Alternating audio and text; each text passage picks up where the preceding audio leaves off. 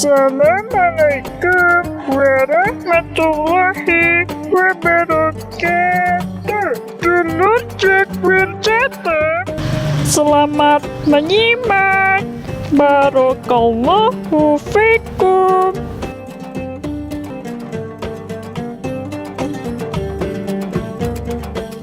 Hasilnya orang bertauhid itu apa?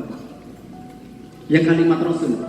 Kalimat Rasul. Karena Allah tidak menyampaikan detail tujuan puasa itu kecuali dengan kalimat predikat. Predikat itu berarti memang Allah menyematkan sifat kemuliaan, la'allakum tattaqun. Tapi Rasulullah kemudian mendetailkan, hadirin. Kalimatnya adalah mangkana man soma ramadhana man qoma ramadhana man qoma lailatul qadar. Lanjutannya sama. Imanan wa ihtisaban ghufira lahu ma taqaddama min dambi.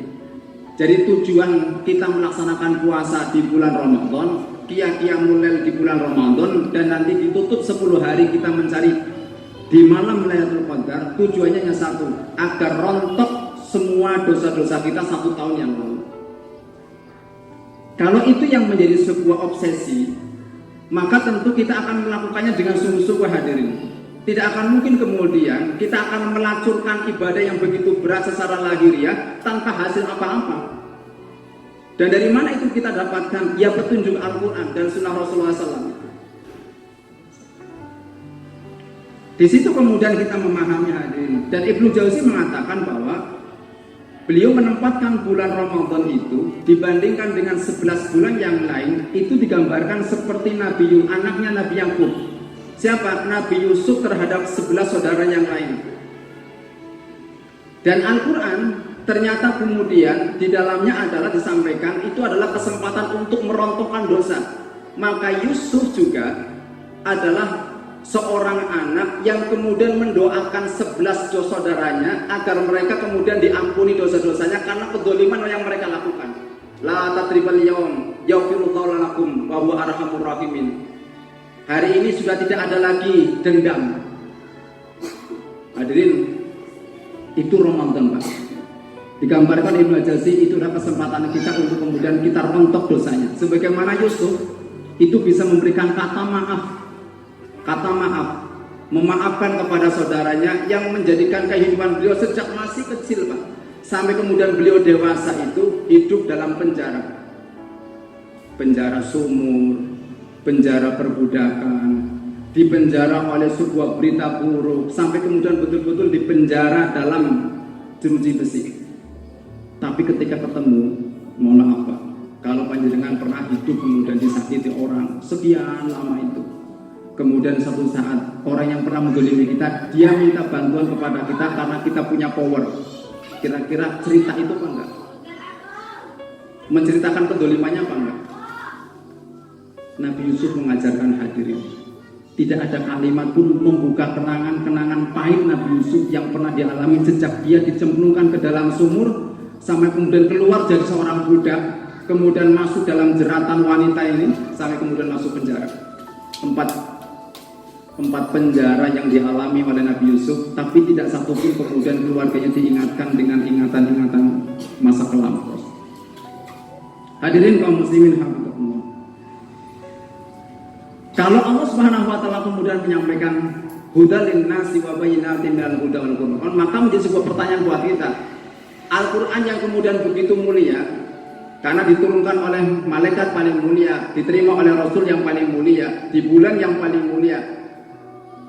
Bahkan kemudian ayat-ayatnya, bahkan bukan hanya ayat-ayatnya, setiap hurufnya, bahkan ulama mengatakan setiap tanda bacanya, Pak, hamzah misalnya, fathah, kasroh, dhammah, itu mengandung kemujizatan.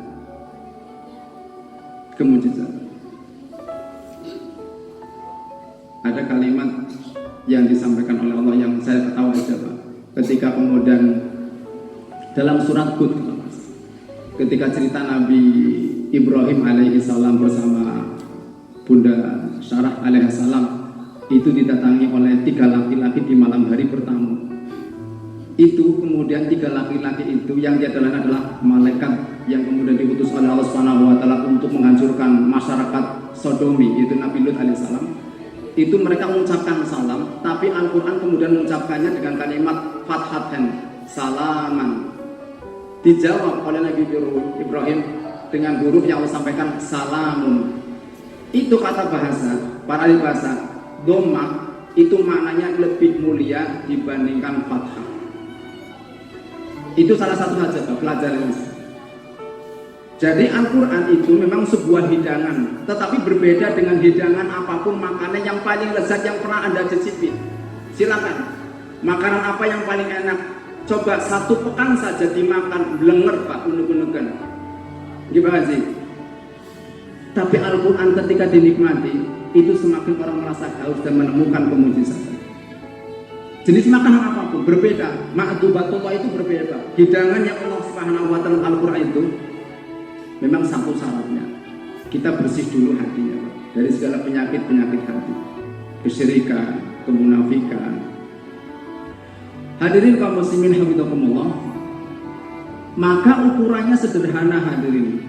Ini kalimat yang disampaikan oleh Utsman bin Affan untuk kemudian kita tahu posisi kita itu terhadap Al-Quran seperti apa. Utsman bin Affan mengatakan begini, Pak, lau toharat qulubuna lama sabiat min kalami rabbina. Orang kalau hatinya sehat, toharat qulubuna, hatinya bersih, Pak, lama sabiat, dia tidak akan pernah bosan min kalami rabbina ketika harus berinteraksi dengan Al-Quran. Maka menjadi sebuah rumus sederhana hadirin, seberapa kemudian penyikapan kita dan kita bisa menikmati dan menemukan rasa cinta ketika kita bersentuhan dengan Al-Quran itu menggambarkan suasana hati kita. Dan satu hal hadirin, saya menyampaikan kalimat mohon maaf pribadi, tidak ada satupun bacaan ketika kemudian dibaca yang bisa mendatangkan setan untuk menggoda kecuali ketika kita megang ini, atau kemudian ayat-ayat berkaitan misalnya pembelajaran agama. Enggak ada. Silakan panjangan biarkan HP, setannya goda nggak Pak? Panjenengan baca apa? Silakan.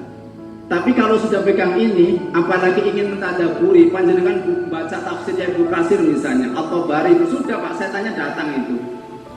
Kira-kira bertahan lama, berapa lama kita megang ini? Iya Pak, wallahi satu-satunya bacaan yang kemudian bisa mendatangkan setan itu hanya bacaan ini dan yang terkait dengan ini saja. Panjenengan tidak pernah digoda setan. Saya tidak pernah digoda setan ketika saya megang HP Pak. Apalagi dalam YouTube, pegang buka WA, nggak ada Pak ya. Jadi sadar kita bahwa kalau kita itu mesti setan terus baca aja, baca. Ya, jadi kita tahu Pak, bacaan yang mendatangkan setan cuma ini aja. Makanya kemudian kalau panjenengan ingin kemudian bersentuhan dengan Al-Quran, langsung aja ngomong setan, setan silakan kamu goda aku gitu. Tapi kita siapa itu? Bertahan seberapa lama? Ya, paling nanti ya di bulan Ramadan ini mungkin salah satu di antara kemudian kekuatan kita. Tapi di luar Ramadan bisa enggak? Sekali lagi, inilah yang kemudian menjadi sebuah menarik. Karena setan tidak mau hadirin kita kemudian larut dalam kenikmatan untuk menemukan petunjuk Allah. Karena hasilnya tadi la'allakum tashkurun itu. Setan nggak mau hadirin kita itu menjadi orang-orang yang bersyukur. Orang-orang yang bersyukur nggak mau.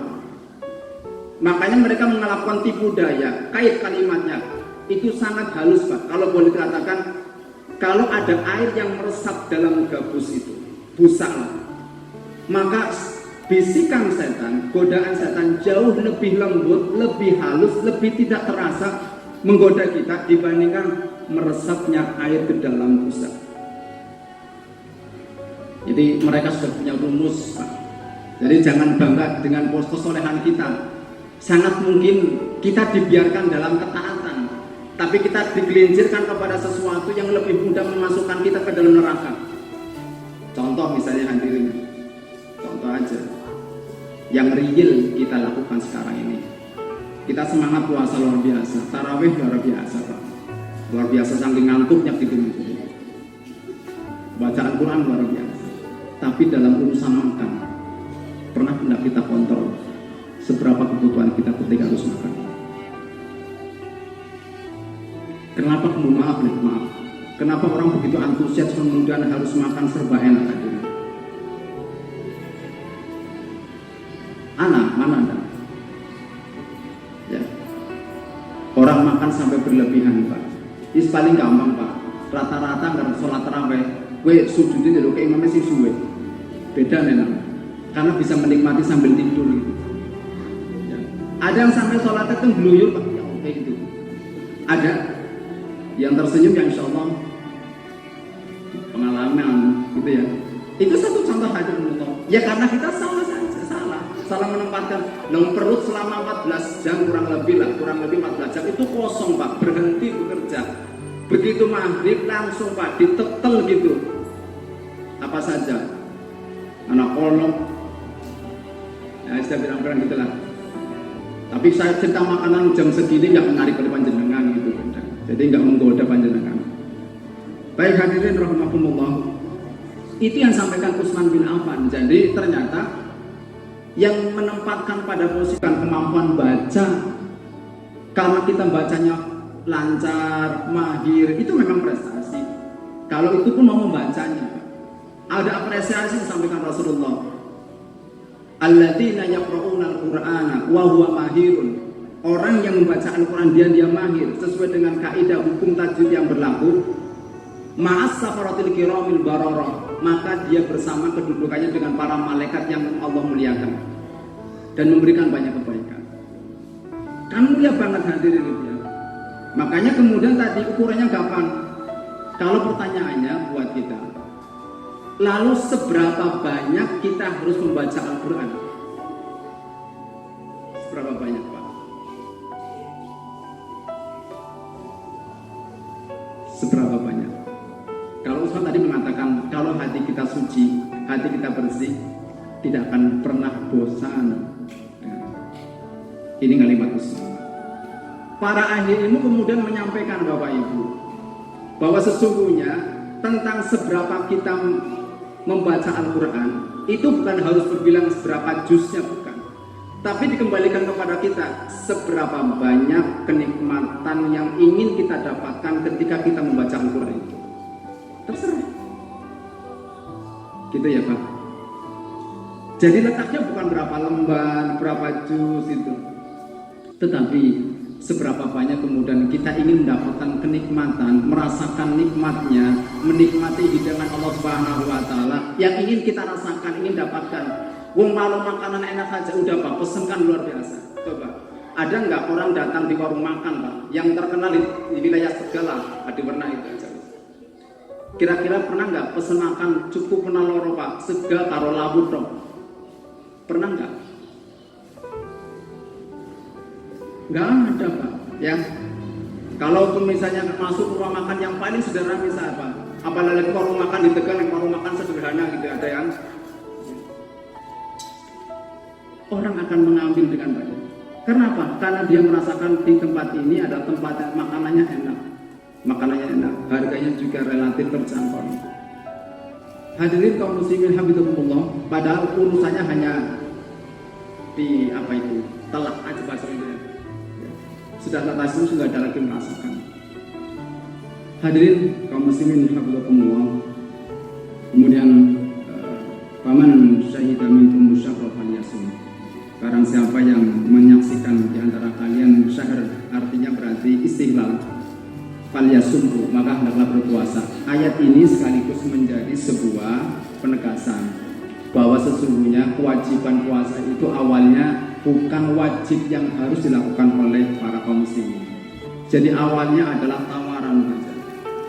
Dari mana? Di ayat 84 sebelumnya, ketika Allah mengatakan wa antasumu khairul lakum.